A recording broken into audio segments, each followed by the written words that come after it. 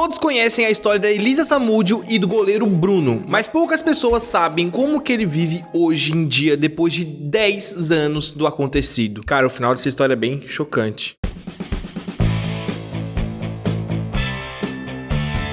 Depois de muita gente pedir, a gente abriu novas vagas para o curso, só que agora para um número muito menor de pessoas. Da outra vez a gente não conseguiu dar tanta atenção pro canal, teve medo de a gente colocar 4 vídeos. E agora a gente se organizou, hoje a gente já tem uma equipe e a gente vai conseguir dar mais atenção pros nossos alunos. Pra quem não sabe, é um curso onde a gente abre o jogo e conta todas as estratégias que a gente usa pra ter milhões de views no YouTube. Vocês vão ter o nosso número, vocês podem falar diretamente comigo e com o Douglas. É realmente como se fosse uma mentoria, né? Vocês podem tirar qualquer dúvida. Outra também é que vocês vão ser divulgados no canal Jovem Casal. Não precisa nem mostrar o rosto se você quiser. Se tu tiver um notebook e um celular também, tu já consegue fazer tudo.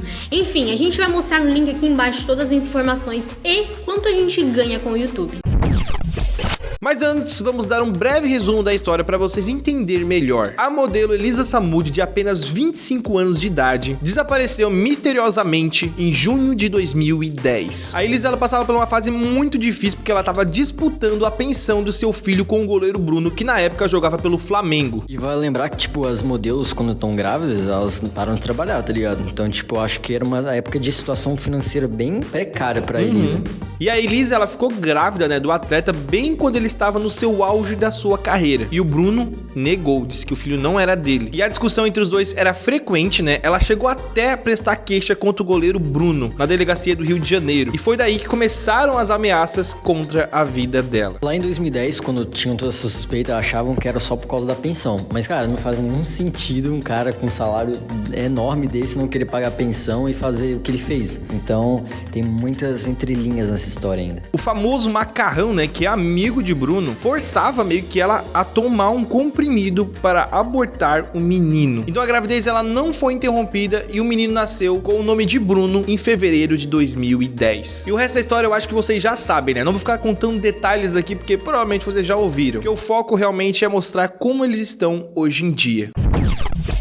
O Bruno ele foi condenado em 2013 a 22 anos e 3 meses de prisão. E anos depois, o jogador de futebol ele teve sua pena reduzida para 20 anos e 9 meses. E o Macarrão, né, o seu amigo, ele foi condenado a 15 anos pelo envolvimento no crime. Mas ele já cumpre, né, sua pena em regime semiaberto. E foi onde ele até conseguiu, né, o regime semiaberto para poder trabalhar. Já o Bola, um dos participantes do crime, foi condenado a 22 anos de prisão e ele tá cumprindo agora semiaberto, né, e ele pode trabalhar durante o dia e ter que voltar para penitenciária durante a noite. Isso em Belo Horizonte. Em março desse ano ele foi autorizado a cumprir um regime domiciliar devido ao Covid, né? E essa medida ela vale por 90 dias. Tá, mas o goleiro Bruno, como que ele está hoje em dia?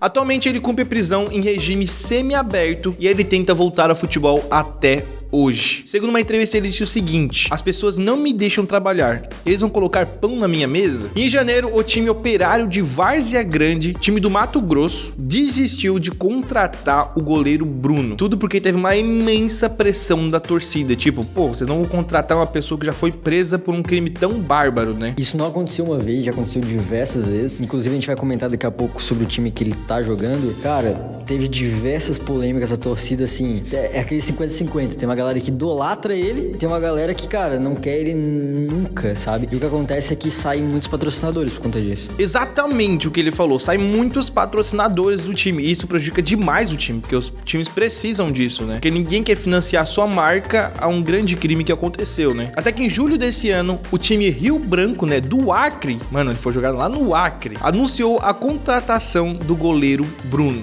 Polêmico. É um pouco polêmico, sim. Não, mas eu não tô falando mal do Acre, eu tô falando que é longe pra caramba. E que lá não é um futebol tão competitivo como aqui no, vamos dizer assim, São Paulo, Rio de Janeiro, enfim. Mas se você estiver no Acre, o Acre é perto, você já parou pra perceber? Cara, você tá falando que o Acre é longe. Às vezes a gente é longe e o Acre é perto. Ah, tá, pode ser. Deixa aí nos comentários, o Acre é longe ou o Acre é perto? E esse anúncio foi feito pelo presidente do clube acriano, Neto Alencar. Esse time ele disputa a Série D do Campeonato Brasileiro. E cara, deu muita polêmica na época da contratação, porque eles também têm um time de futebol feminino. Diversas mulheres foram até a frente ali do estádio, né, fazer uma manifestação. E, inclusive, a treinadora, a mulher que geria ali o time de futebol feminino, ela pediu demissão. E, cara, ela recebeu muito apoio nas redes sociais. Tipo, ela falou que isso é um caso de feminicídio que a gente não pode admitir. E o presidente foi totalmente contra isso. Ele contratou ele e ele tá lá jogando no time hoje. Só que a vida do goleiro Bruno não tem sido nada fácil nesse clube. Tudo porque, além da pressão do time, aconteceu que ele foi intoxicado e ele teve que ficar internado no hospital junto com outros atletas após um jantar realizado pelo elenco. E a suspeita, né, que os atletas tenham sofrido uma intoxicação alimentar devido a um jantar no hotel que eles estavam hospedados. E isso tudo aconteceu em outubro e parece que ele não tem muita sorte, porque em novembro ele também pegou Covid-19. Ele acabou tratando o vírus, né, e hoje ele passa bem. Certo, outra pessoa também que é muito importante é o filho do goleiro Bruno. O que aconteceu com ele? Como é que ele está hoje em dia? O Bruninho completou 10 anos de idade em fevereiro agora de 2020 e atualmente ele vive com sua avó em Campo Grande, em Mato Grosso do Sul. Eu via várias entrevistas sobre a avó dele, cara, tipo, a avó dele tem um amor de mãe, assim, verdadeiro sobre ele, sabe? E até vi uma coisa engraçada, é que ele gosta bastante de futebol e ele gosta de ser goleiro, cara, você acredita nisso? Então, tipo, e ele é bem estudioso, então tem várias curiosidades, assim. E até hoje, né, essa avó dele, né, ela tenta até hoje descobrir o paradeiro realmente da Elisa Samúdio. E ela disse o seguinte: isso é um sentimento que me corrói por dentro em relação à nossa justiça. E ela garante que o amor pelo seu neto é o grande motivador para ela, né? Segundo ela disse o seguinte: olho para trás e não sei aonde tirei forças para lutar. Sei que estou de pé e continuo a luta pelo meu neto. Dou a vida a ele, o meu neto precisa de mim. Basicamente, tipo, ela só realmente conseguiu lutar e, vamos dizer assim, se acordar todos os dias justamente por causa desse neto, né? Que é muito ruim de ter uma filha que aconteceu uma coisa tão trágica, né? Uma coisa bem importante pontuar é que o Bruno, ele até alegou que ele tem conhecimento da morte da Elisa Samúdio, só que ele não vai falar isso pra ninguém, a não ser o Bruninho, que é o filho dele, e a mãe da Elisa Samúdio. O que será que ele vai falar pra ela? Cara, eu não faço a menor ideia, porque ela quer distância do Bruno. Ela falou que não quer ele perto, muito menos perto do filho dele. E aí tem uma outra polêmica, né? Será que é certo isso? Por mais que ele tenha cometido ali, né, supostamente esse crime, ele foi lá, ele já pagou o crime e agora será que é interessante ele ficar longe do filho dele? Porque o filho é dele. Segundo a avó, ela disse que, tipo, nunca que esse moleque vai chegar perto do pai Bruno, no caso, né? Só que o Bruno, ele disse também ter se arrependido da forma que conduziu, né, a situação na época do crime. Um dos motivos é muito a questão financeira, porque ele disse que ficou muito à mercê dos advogados, ele perdeu muito dinheiro, então, tipo, hoje ele é falidaço, né? Tipo, ele não tá aí. Tanto que, tipo assim, pra vocês terem uma noção de como realmente ele estava no seu auge, antes realmente de acontecer esse crime, ele tinha uma proposta milionária do clube Zenit que o Flamengo estava negociando. A oferta era de 8 milhões de euros, na época era 17,8 milhões de reais, e o Flamengo, cara, tava feliz demais com o negócio, que ia dar tudo certo, né? Ele ia pra Europa, e, mano, com certeza lá ele ia ganhar muito mais, porque lá em euro, só que acabou acontecendo tudo isso aí, e hoje realmente ele está jogando lá no Acre, no Rio Branco. Eu fico imaginando se tudo isso não tivesse acontecido, cara. Tipo assim,